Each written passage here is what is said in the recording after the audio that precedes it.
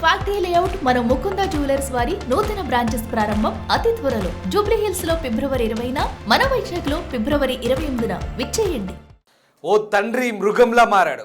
సొంత కూతురిపై రక్త సంబంధాన్ని మరిచి రాక్షసుడిలా ప్రవర్తించాడు.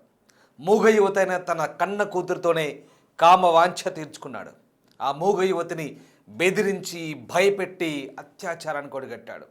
అయితే ఇంత జరుగుతున్నా ఆ మూగ యువతి తనపై జరిగిన అఘాయిత్యాన్ని ఎవరికీ చెప్పుకోలేకపోయింది.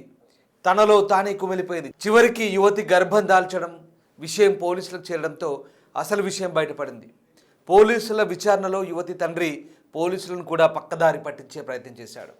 అయితే పోలీసులు కేసును సీరియస్గా టేకప్ చేశారు. అనుమానం ఉన్న 17 మందిని విచారించారు. చివరికి ఆ యువతి గర్భానికి కారణం తండ్రేనని తెలిసి పోలీసులు కూడా నిర్ఘాంతపోయారు. ముంబైలోని కఫ్ పరేడ్ ప్రాంతం కన్న కూతురిపై, అది మూగ యువతిపై తండ్రి అత్యాచారం చేసిన ఘటన ఆలస్యంగా అక్కడ వెలుగులోకి వచ్చింది. ఆ యువతికి 20 సంవత్సరాలు. ఆమె మూగా చెవుడు కావడంతో ఇంటి వద్దే ఉంటుంది. 2025 సెప్టెంబర్లో యువతి కడుపులో అసౌకర్యంగా ఉందంటూ బాధపడుతుండడంతో ఆమె నానమ్మ ముంబైలోని కామా అండ్ అబ్లేస్ ఆసుపత్రికి తీసుకెళ్ళింది.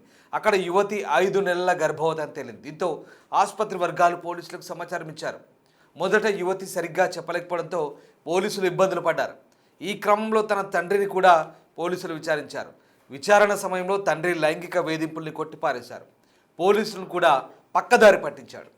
మూగ యువతికి తీరని అన్యాయం జరగడంతో పోలీసులు ఈ కేసును ఛాలెంజింగ్గా తీసుకున్నారు. అనుమానం ఉన్న ఒక్క వ్యక్తితో పాటు 17 ఏళ్ల బాలుని అరెస్ట్ చేశారు. తండ్రితో పాటు అనుమానం ఉన్న 17 మంది డిఎన్ఏలను గర్భంలో ఉన్న పిండం డిఎన్ఏలతో పోల్చి చూశారు. ఇక్కడే షాకింగ్ నిజం బయటపడింది. యువతి గర్భంలో పెరుగుతున్న బిడ్డకు తండ్రే కారణమని తెలిసింది. పోలీసులు చెబుతున్న వివరాల ప్రకారం 2025 మార్చి నెల నుంచి యువతిపై అత్యాచారం జరిగినట్లు చెప్పారు. ఈ కేసులో తండ్రితో పాటు అరెస్ట్ అయిన మరో 2 వ్యక్తుల పాత్రపై కూడా పోలీసులు విచారణ జరుపుతున్నారు. కన్న కూతురిపైనే తండ్రి వ్యవహరించిన తీరుపై సర్వత్రా ఆగ్రహావేశాలు వ్యక్తమవుతున్నాయి. మానవ బంధాలు, బంధుత్వాలకు మాయని మచ్చగా మిగిల్చిన ఈ తండ్రిపై కఠిన చర్యలు తీసుకోవాలంటూ ప్రజలు డిమాండ్ చేస్తున్నారు.